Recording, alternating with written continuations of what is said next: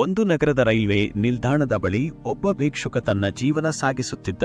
ಪ್ರತಿದಿನವೂ ನಿಲ್ದಾಣಕ್ಕೆ ಬಂದು ಹೋಗುವ ರೈಲುಗಳಲ್ಲಿ ಕುಳಿತ ಪ್ರಯಾಣಿಕರ ಬಳಿ ಭಿಕ್ಷೆ ಕೇಳಿ ತನ್ನ ಹೊಟ್ಟೆ ತುಂಬಿಸಿಕೊಳ್ಳುತ್ತಿದ್ದ. ಒಂದು ದಿನ ಅವನು ಭಿಕ್ಷೆ ಕೇಳುತ್ತಿದ್ದಾಗ ಉದ್ದನೆಯ ಸೂಟ್ ಬೂಟ್ ಧರಿಸಿದ ಒಬ್ಬ ವ್ಯಕ್ತಿ ಆತನ ಕಣ್ಣಿಗೆ ಬಿದ್ದ. ಈ ವ್ಯಕ್ತಿ ಬಹುಶಃ ತುಂಬಾ ಶ್ರೀಮಂತರಾಗಿರಬೇಕು, ಇವರಿಂದ ಭಿಕ್ಷೆ ಕೇಳಿದರೆ ಚೆನ್ನಾಗಿ ಸಿಗಬಹುದು ಎಂದು ಭಿಕ್ಷುಕನು ಮನಸ್ಸಿನಲ್ಲಿ ಅಂದುಕೊಂಡ. ಆತನು ಆ ಉದ್ದ ವ್ಯಕ್ತಿಯ ಬಳಿಗೆ ಹೋಗಿ ಭಿಕ್ಷೆ ಕೇಳಲು ಪ್ರಾರಂಭಿಸಿದ. ಆ ವ್ಯಕ್ತಿ ಭಿಕ್ಷುಕನನ್ನು ನೋಡಿ ನಗುತ್ತಾ ಕೇಳಿದರು, ನೀನು ಸದಾ ಕೇಳುತ್ತಲೇ ಇರುತ್ತೀಯಾ? ಯಾವತ್ತಾದರೂ ನೀನು ಯಾರಿಗಾದರೂ ಏನಾದರೂ ಕೊಟ್ಟಿದೀಯಾ? ಭಿಕ್ಷುಕನು ಮೌನವಾಗಿ ಹೇಳಿದ, ಸಾಹೇಬ್, ನಾನು ಒಬ್ಬ ಭಿಕ್ಷುಕ, ನನಗೆ ಕೇಳುವುದು ಮಾತ್ರ ಗೊತ್ತು, ಕೊಡುವಷ್ಟು ಸಾಮರ್ಥ್ಯ ನನಗಿಲ್ಲ.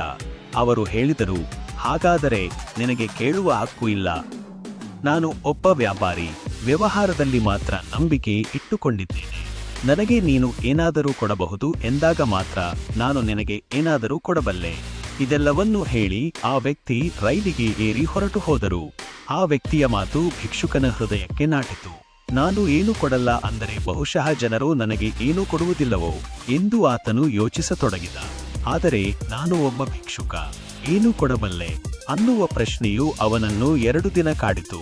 3ನೇ ದಿನ ನಿಲ್ದಾಣದ ಸಮೀಪ ಕುಳಿತಿದ್ದಾಗ ಆತನ ಕಣ್ಣು ಹೂವಿನ ಮೇಲೆ ಬಿತ್ತು. ನಿಲ್ದಾಣದ ಗಿಡಗಳಲ್ಲಿ ಸುಂದರವಾದ ಹೂವುಗಳು ಕಾಣಿಸಿದವು.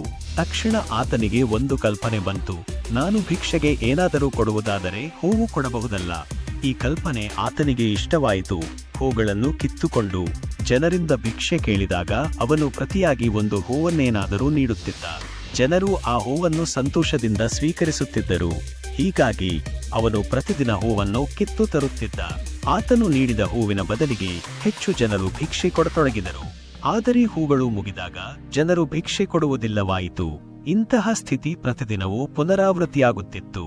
ಒಂದು ದಿನ ಆತನು ಭಿಕ್ಷೆ ಕೇಳುತ್ತಿದ್ದಾಗ ಮತ್ತೆ ಅದೇ ಒಬ್ಬ ಉದ್ದ ವ್ಯಕ್ತಿ ರೈಲಿನಲ್ಲಿ ಕುಳಿತಿರುವುದನ್ನು ನೋಡಿ ಅವನ ಬಳಿಗೆ ಓಡಿಬಂದು, ಸಾಹೇಬ್, ಇಂದು ನನ್ನ ಬಳಿ ನಿಮಗೆ ಕೊಡಲು ಹೂವಿದೆ, ನೀವು ಭಿಕ್ಷೆ ಕೊಟ್ಟರೆ ನಾನು ನಿಮಗೆ ಈ ಹೂ ಕೊಡುವೆ. ಆ ವ್ಯಕ್ತಿ ನಗುತ್ತಾ ಹಣ ನೀಡಿದರು ಮತ್ತು ಭಿಕ್ಷುಕನು ಹೂವನ್ನು ಕೊಟ್ಟ. ಅವರು ಹೇಳಿದರು, ಅದ್ಭುತ, ಇಂದು ನೀನು ನನ್ನಂತೆ ಒಬ್ಬ ವ್ಯಾಪಾರಿ ಆಗಿದ್ದೀಯಾ. ಈ ಮಾತು ಮತ್ತೆ ಆತನ ಮನಸ್ಸಿನಲ್ಲಿ ಕುಳಿತು ಬಿಟ್ಟಿತು.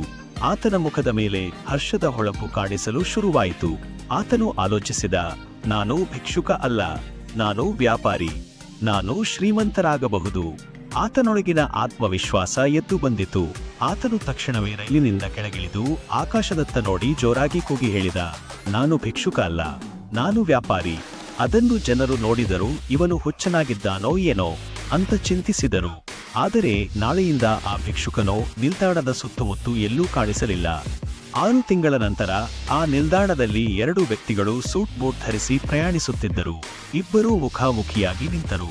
ಒಬ್ಬನು ಕೇಳಿದ, ನೀವು ನನಗೆ ಪರಿಚಿತರಾಗಿದ್ದೀರಾ? ಇಲ್ಲ, ನಾವು ಮೊದಲ ಬಾರಿಗೆ ಭೇಟಿಯಾಗುತ್ತಿದ್ದೇವೆ ಎಂದು ಅನಿಸುತ್ತೆ. ಆತನು ನಗುತ್ತಾ ಹೇಳಿದ, ಇಲ್ಲ, ಇದು ನಮ್ಮ 3ನೇ ಭೇಟಿಯಾಗಿದೆ. ಓ ಹೌದಾ, ನಾವು ಮೊದಲ 2 ಬಾರಿ ಯಾವಾಗ ಭೇಟಿಯಾದೆವು? ಆಗ ಮೊದಲ ವ್ಯಕ್ತಿ ನಗುತ್ತಾ ಉತ್ತರಿಸಿದ, ನಾನು ಮೊದಲಿಗೆ ಒಬ್ಬ ಭಿಕ್ಷುಕನಾಗಿದ್ದಾಗ ನೀನು ನನಗೆ ಬದುಕಿನಲ್ಲಿ ಏನು ಮಾಡಬೇಕು ಎಂದು ತಿಳಿಸಿದ್ದೆ. 2ನೇ ಬಾರಿ ನೀನು ನನಗೆ ನಾನು ಯಾವನು ಎಂಬುದನ್ನು ತಿಳಿಸಿದ್ದೆ. ನಾನು ಈಗ ಭಿಕ್ಷುಕ ಅಲ್ಲ, ನಾನು ಹೂಗಳ ದೊಡ್ಡ ವ್ಯಾಪಾರಿಯಾಗಿದ್ದೇನೆ. ಓಹ್, ನೆನಪಾಯಿತು, ನೀನು ಹೂ ನೀಡಿದವನೇ. ಆತನಿಗೆ ಆಶ್ಚರ್ಯವಾಯಿತು. ಹೌದು, ನಾನೇ ಆ ಭಿಕ್ಷುಕ. ಆದರೆ ಈಗ ನಾನೇ ನಂಬಲಾರದಷ್ಟು ಬದಲಾಗಿದ್ದೇನೆ. ನಿಮ್ಮ ಮಾತುಗಳೇ ನನ್ನ ಜೀವನದ ತಿರುಗುಬಾಣ. ಆತನ ಕಣ್ಣುಗಳಿಂದ ಕೃತಜ್ಞತೆಯ ಮಿಚ್ಚು ಚಿಮ್ಮುತ್ತಿತ್ತು. ನೀವು ನನಗೆ ತಿಳಿಸಿದ ಕೊಡು ಮತ್ತು ಪಡೆಯು ಎಂಬ ನಿಸರ್ಗ ನಿಯಮ ನನಗೆ ಜೀವನದ ದಿಕ್ಕು ತೋರಿಸಿತು. ಜನರು ನನಗೆ ಹಣ ಕೊಟ್ಟರೂ ಅದು ಭಿಕ್ಷೆ ಅಲ್ಲ, ಅದು ನನ್ನ ಹೂವಿನ ಬೆಲೆ.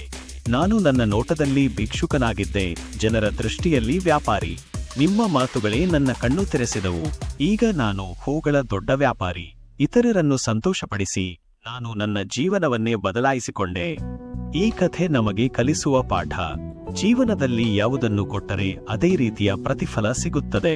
ಭಿಕ್ಷೆ ಕೇಳುವ ಬದಲು ಕೊಡುವ ಮನಸ್ಸು ಬೆಳೆಸಿದಾಗ ಅದರಿಂದ ಬದುಕು ಬೆಳೆಯುತ್ತದೆ. ನೀವು ನಿಮ್ಮನ್ನು ಹೇಗೆ ನೋಡುತ್ತೀರಿ ಎಂಬುದೇ ನಿಮ್ಮ ಯೋಗ್ಯತೆಯ ಮೂಲವಾಗಿದೆ. ನೀವು ನಿಮ್ಮನ್ನು ಸಾಮಾನ್ಯ ಎಂದು ನೋಡುವವರಾಗಿದ್ದರೆ ಎಂದಿಗೂ ಸಾಮಾನ್ಯವಾಗಿ ಉಳಿಯುತ್ತೀರಿ. ಆದರೆ ನೀವು ನಿಮ್ಮನ್ನು ವಿಶೇಷ ಎಂದು ನಂಬಿದರೆ ಯಶಸ್ಸು ನಿಮ್ಮದೇ ಆಗುತ್ತದೆ.